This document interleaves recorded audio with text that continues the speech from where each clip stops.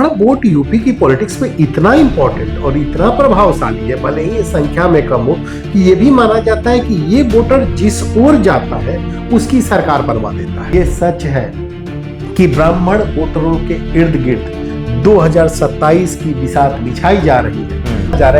कि समाजवादी पार्टी जिस स्ट्रेटजी के साथ बढ़ रही है उसमें यह है कि जो जीताऊ उम्मीदवार है उसको देंगे। जा रहा है कि समाजवादी पार्टी जिस स्ट्रेटजी के साथ बढ़ रही है उसमें यह है कि जो जीताऊ उम्मीदवार है उसको देंगे। जो 6 ब्राह्मण सीएम मिले, 23 साल तक इन्होंने यूपी में राज किया, लेकिन लंबे समय से करीब 32-33 साल से वनवास में है, उनका कोई मुख्यमंत्री नहीं बना है।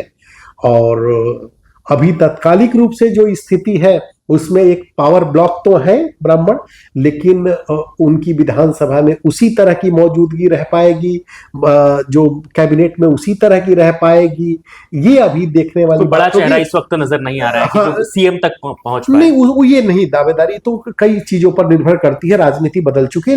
नमस्ते, यूपी टॉक में आपका फिर से स्वागत है। मेरा नाम है नरेश कोश्यारी। उत्तर प्रदेश में इस बार मुसलमानों के अलावा एक दूसरी कास्ट है जिस पर सबकी नजर रहेगी, वो वोट बैंक है ब्राह्मण वोट बैंक। ब्राह्मणों पर सबकी नजर है क्योंकि कुछ खबरें ऐसी हैं कि जो ये बताती हैं कि कहीं ना कहीं बीजेपी से ब्राह्मणों की थोड़ी बहुत नाराजगी जरूर है। अब थोड़ी बहुत है या फिर ज्यादा है, ये तो चुनाव के बाद नजर आएगा, चुनाव के दौरान वो बात पता चल पाएगी। लेकिन अखिलेश यादव और मायावती अब ब्राह्मणों के वोट पर नजर डाल रही है, उसको अपनी ओर करने की तमाम कोशिशें कर रही हैं। अब उनकी कोशिश क्या है, क्या वो कामयाब हो पाएगी या फिर नहीं, इस पर बातचीत करेंगे। बातचीत करने के लिए मेरे साथ विजय शंकर सर हैं। बहुत बहुत स्वागत है सर आपका। धन्यवाद सर। इस बार मुसलमानों की तो हर बार चर्चा होती है, इस बार ब्राह्मणों की बहुत ज्यादा चर्चा है। उत्तर प्रदेश में भारतीय जनता पार्टी का बड़ा वोट बैंक माना जाता है ब्राह्मण ठाकुर। तो ठाकुर तो की नाराजगी तो नहीं है, लेकिन ब्राह्मणों की नाराजगी जो है वो खुलकर कई बार सामने आ रही है। क्या लग रहा है, क्या तस्वीर आ रही है इस बार? देखिए, यूपी की आबादी में करीब 2.5 करोड़ ब्राह्मण समुदाय से लोग हैं जी।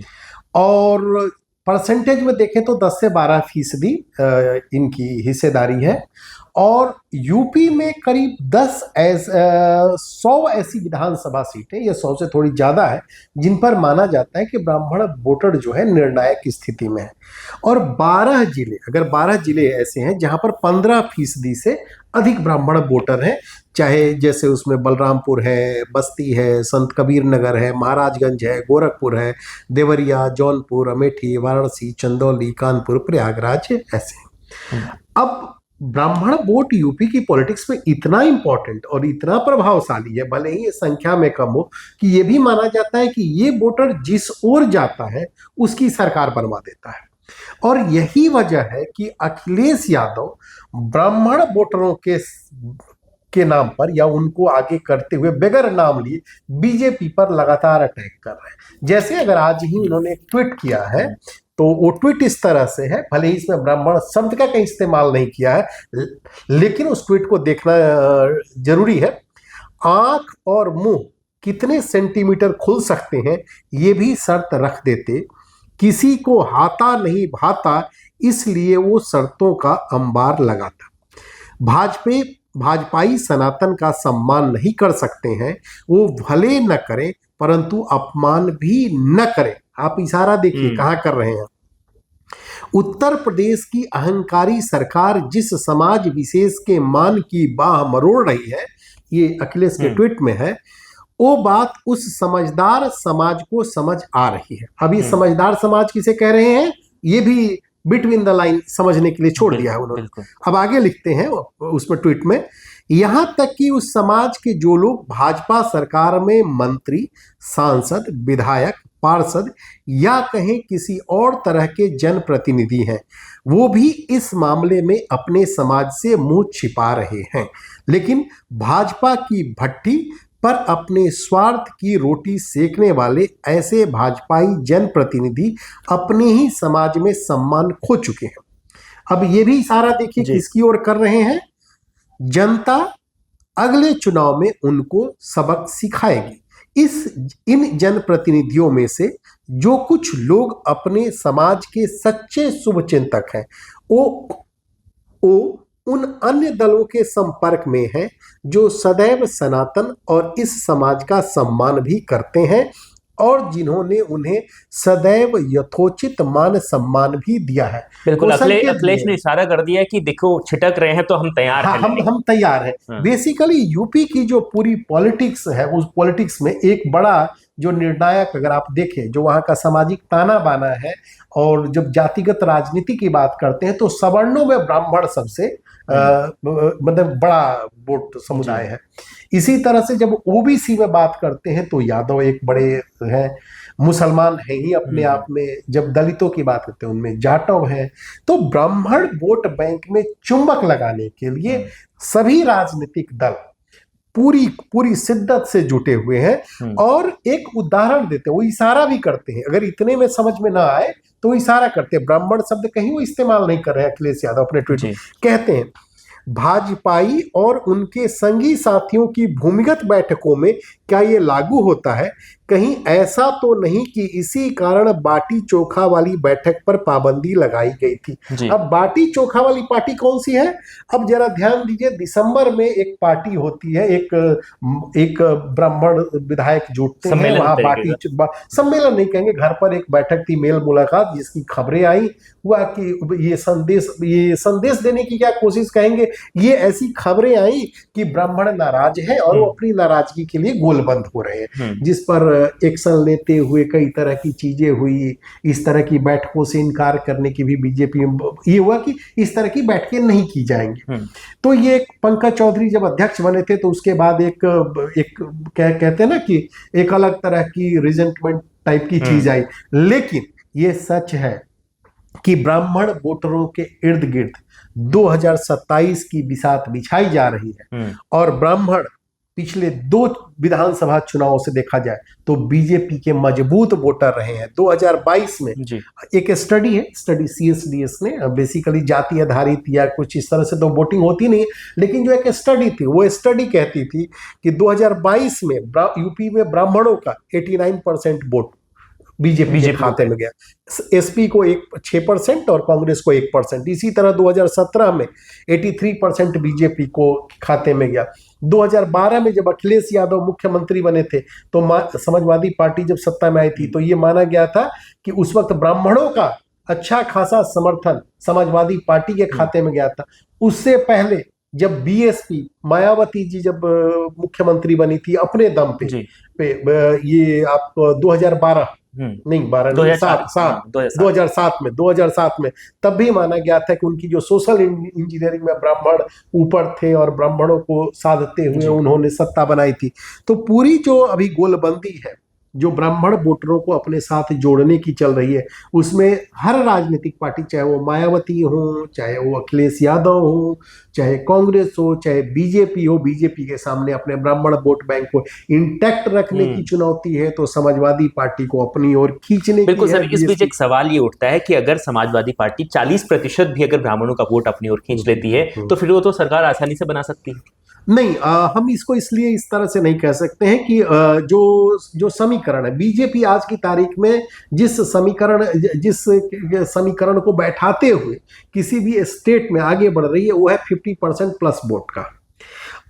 अब ये संभव होता है नहीं होता है कैसे, ये तो बात की बात है, लेकिन जिस तरह से गठबंधन जो सहयोगी है उनको अपने साथ जोड़े हुए हैं, और आज तमाम चीजों के बावजूद आप देखिए जो ठीक है, आप राजनीति में बात कह दीजिए कि हम इनको ब्राह्मणों को अपने साथ लाना चाह रहे हैं, हम दूसरे इस वर्ग के लिए बात करें, उस वर्ग के लिए बात करें, लेकिन आपकी पार्टी में जो इंटरनल जो स्थिति उसमें आप कितनी हिस्सेदारी देते हैं, ये भी तो इंपॉर्टेंट है। आप चलिए 2022 की बात करते हैं, जो 51 या 52 ब्राह्मण हैं विधायक हैं विधानसभा में, 46 तो बीजेपी से, समाजवादी पार्टी से 5 है, कांग्रेस से 1 है। तो ये स्थिति है ब्राह्मणों की। आप चलिए इससे भी आगे थोड़ा समय एक डेटा की बात करता हूं, संगठन की बात कर लीजिए आप। संगठन में जब बात होती है कि कौन कितना जगह देता है, तो जो जिला अध्यक्ष हैं बीजेपी में अभी भी आज की तारीख में 50% से अधिक जो जिला अध्यक्ष है वो स्वर्ण जाति से हैं। इसमें ब्राह्मण समुदाय के 25 हैं। समाजवादी पार्टी का संगठन का देख लीजिए, उनमें जिला अध्यक्षों की स्थिति 70% मुस्लिम प्लस यादव है, यादव उसमें 42 हैं। बीएसपी की बात कर लीजिए, इनमें 90% के आसपास दलित हैं। कांग्रेस का जो संगठन है वो मिला जुला है, सबका थोड़ा कम थोड़ा ज्यादा, उसमें ब्राह्मण भी है, पिछड़ा भी है, दलित भी है, अल्पसंख्यक भी है। जी। तो जब जब जब वहां संगठन में आप कितनी हिस्सेदारी देते हैं, कितनी सीटें देखते हैं, वैसी अगर तस्वीर नहीं रहेगी तो सिर्फ ऊपर से कह देने भर से तो लोग नहीं जुड़ जाएंगे ना। बिल्कुल। आपको संगठन में जगह देनी पड़ेगी, टिकट भी देना पड़ेगा। ये माना जा रहा है, ऐसा माना जा रहा है कि समाजवादी पार्टी जिस स्ट्रेटजी के साथ बढ़ रही है उसमें ये है कि जो जिताऊ उम्मीदवार है उसको देंगे, तो उसमें ब्राह्मण भी शामिल होंगे। ये भी माना जा रहा है कि जो बीएसपी है 40 से 50 या 50 से 60 के बीच माना जा रहा है, 40 से 60 के बीच ब्राह्मण उम्मीदवारों को कैंडिडेट उतार सकती हैं, मैंने बना सकती हैं। अभी जो चार सीटों पर बीजेपी ने जो बीएसपी ने जो विधानसभा प्रभारी नियुक्त किए उसमें से 2 ब्राह्मण हैं जी। तो आगे अभी किस तरह की तस्वीर उभरती है, कितने को आप जगह देते हैं संगठन में, उस पर बहुत कुछ निर्भर अगर चुनाव तक खुलकर ब्राह्मणों की नाराजगी सामने आई तो ब्राह्मणों के पास 2 ऑप्शन होंगे, या सपा या बसपा। तो आपको क्या लगता है कि सपा के पास पहले जाएंगे कि बसपा के पास पहले जाएंगे?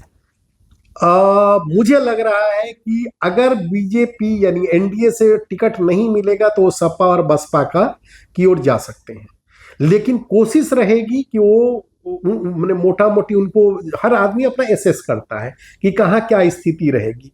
तो ये हर आदमी का, हर मतलब जो जो जो ब्राह्मण समुदाय है उसमें अपना कहते हैं ना कि पाला, कुछ वोट कैंडिडेट का होता है, कुछ वोट जो होता है पार्टी का होता है, कुछ कहते हैं कि कुछ अभाव प्रभाव, कई तरह से उसमें स्थितियां बनती हैं।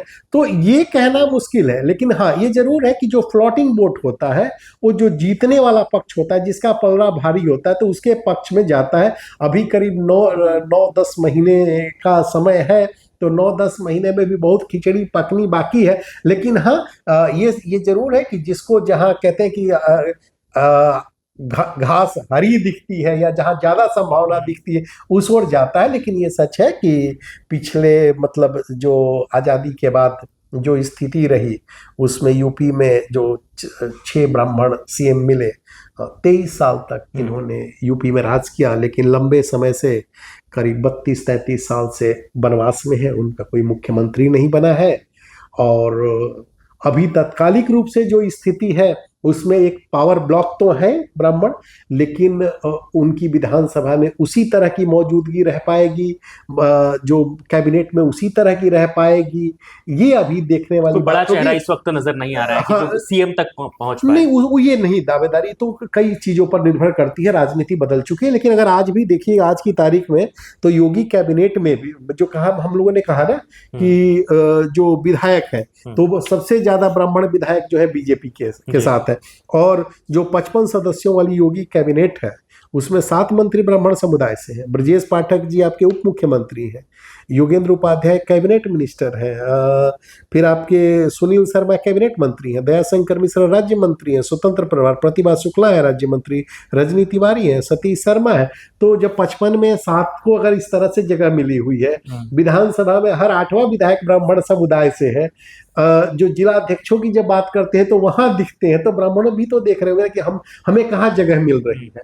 तो अब देखना है कि समाजवादी पार्टी उनको कितना अपने ऑर्गेनाइजेशन के भीतर एब्जॉर्ब करती है, कितना उनको टिकट देती है, बीएसपी भी क्या करती है। तो ये बहुत कुछ अभी धीरे धीरे ये अभी पत्ते खुलने बाकी है। बिल्कुल। तो देखिए, वो यूपी में जिसको जितना प्रतिनिधित्व मिलेगा, एक तरीके से वोट बैंक भी है उसकी ओर खिसकेगा। अगर समाजवादी पार्टी अगर अपने मुस्लिम और यादवों के अलावा अगर ब्राह्मणों को बड़ी संख्या में वरीयता देती है टिकट के मामले में, या फिर उनको संगठन में उनको पद बांटने हो, अगर दोनों में अगर सामंजस्य बनाकर चलेगी तो उसके बाद हो सकता है कि ब्राह्मण अगर बीजेपी से अगर मान लो नाराजगी कुछ ज्यादा बढ़ गई तो हो सकता है कि वो वहां भी जा सकते हैं। एक संभावनाएं हैं चुनाव तक, लेकिन चुनाव में अभी वक्त है और बहुत वक्त है, उसमें क्या कुछ होने वाला है, आपके इलाके में क्या स्थिति बन रही है। आप अगर उत्तर प्रदेश से हैं तो कमेंट कर जरूर बताएं आपके इलाके में क्या स्थिति है ब्राह्मणों को लेकर। क्या वहां भी ब्राह्मणों की नाराजगी सामने आ रही है? क्या ब्राह्मण इस बार समाजवादी पार्टी या फिर बीएसपी के पास जा सकते हैं बीजेपी छोड़कर? कमेंट कर जरूर बताएं और देखते रहें उत्तर प्रदेश, लगातार उत्तर प्रदेश की खबरों के लिए देखते रहिए News 24 यूपी उत्तराखंड।